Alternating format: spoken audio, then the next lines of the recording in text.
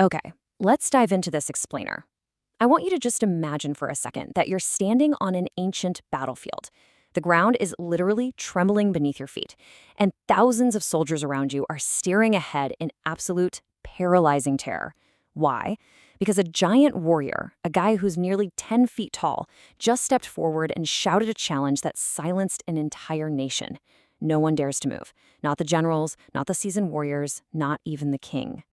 So that brings us right to the big question framing our whole analysis today. What if your greatest obstacle isn't actually there to destroy you, but to reveal your strength? You see, this historical clash isn't just about destruction or ancient military tactics. As we unpack the source material, we'll see it's really about revealing what God has already placed inside you, proving that with faith, impossible victories actually become possible. Section 1. The Unbeatable Giant. Israel's Darkest Hour. To really grasp the sheer magnitude of this victory, we first have to examine the tense, quiet valley of stark hopelessness that separated the trembling army of Israel from the Philistines. The nation of Israel was in deep, deep trouble, gathered for war against a foe that just seemed entirely insurmountable. Man, look at the immense psychological weight of this timeline here. We're talking 40 grueling days where the two armies just stood there, facing each other. Every single morning and every single evening, Goliath stepped forward.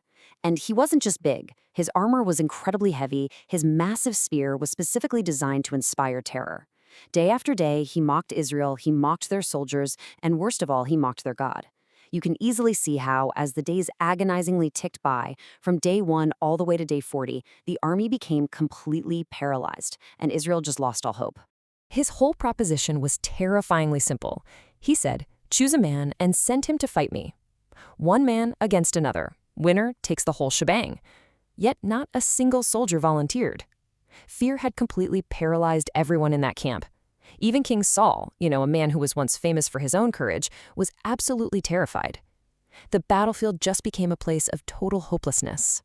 Section 2. An Unlikely Challenger. A shepherd arrives? Right into this environment of absolute dread, a young shepherd boy named David steps foot on the battlefield. Now, he had absolutely zero military training. He wasn't even there to fight. He showed up simply to obey his father and drop off some food to his older brothers who were serving in Saul's army. So as David actually gets to the camp with these supplies, he hears all the shouting, he watches these hardened veteran soldiers tremble, but David had a completely different perspective. He asks this incredibly powerful question. Who is this Philistine that he should defy the armies of the living God? Think about that. While the seasoned warriors were shaking at the giant's sheer size, David looked at the exact same situation and saw an unacceptable insult against God. This comparison right here, it is absolutely crucial.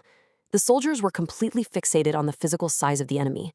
But David, he was entirely focused on the greatness of God, and that one single difference in focus changed history. David just couldn't understand the silence of the army.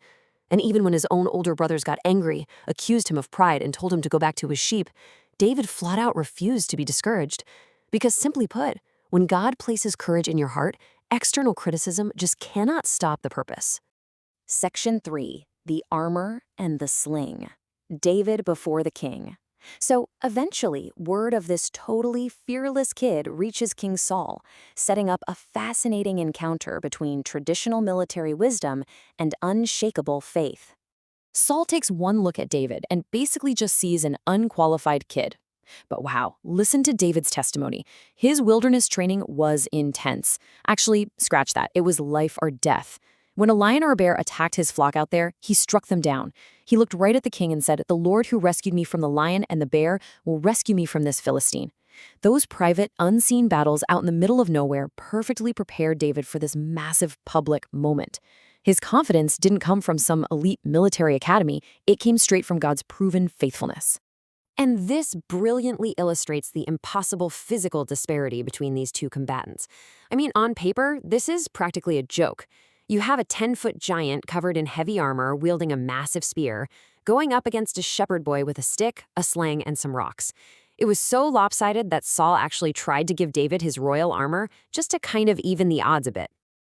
But here's the thing, the armor just didn't fit. David couldn't even move properly in it, so he took it off.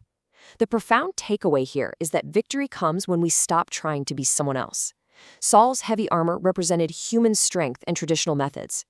David realized right then and there that he had to become exactly who God created him to be, relying on what he knew and, most importantly, on his faith. Section 4. The giant falls. The battle begins. All right, now the pacing really quickens. The moment is finally here.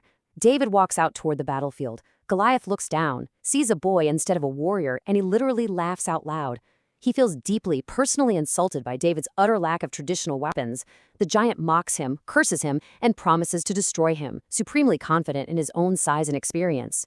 But David answers with what has to be one of the most powerful, high-energy declarations in history. You come against me with sword and spear and javelin, but I come against you in the name of the Lord Almighty. Boom. David understood what Goliath completely missed. This wasn't merely a physical battle. This was a spiritual one. The giant trusted his weapons. David trusted God, predicting victory so that the whole world would know God's power. It was never, ever about David becoming famous. It was always about God being glorified. The execution of this whole thing is incredibly rapid and decisive. Notice step 1. David runs toward danger. He doesn't hesitate. He doesn't retreat. True faith doesn't ignore danger. It trusts God right in the middle of it. Then, in just one fluid sequence, he selects a stone, places it in the sling, and releases it. The stone flies through the air, completely guided by God's hand, and bam, strikes Goliath directly in the forehead. The giant staggered. Then, he fell, face down, short, punchy, final. The earth literally shook as the invincible champion of the Philistines hit the dirt. Look at that, one single moment. For 40 days, absolute paralyzing terror and fear ruled that battlefield. But in just one single moment of pure faith, all of that evaporated. The Philistines were completely stunned, their champion was gone, and they immediately fled. A battle that began with total fear ended in overwhelming triumph, changing David's life and human history forever. Section 5. Facing your own giants. What this means for us today. So, the crucial point is, what does this all actually mean for us? This explainer isn't just about recounting a cool historical event. It is a very practical blueprint for your life right now. Because the honest truth is, we all face giants. Our giants today? Well, they just look a little bit different. We're talking about fear, anxiety, severe financial struggles, sickness, or situations that just flat out look impossible. These modern giants stand right in front of us on our own battlefields, and they whisper the exact same things Goliath did. You cannot win. You are not strong enough. You should just give up. But the real core takeaway from our analysis today is captured perfectly in this quote right here. Giants look big when we look only at them, but they become smaller when we look at God. Remember that comparison we looked at earlier? David didn't pretend the giant wasn't there. He definitely saw him. He just firmly believed, without a doubt, that his God was infinitely greater. And you know what?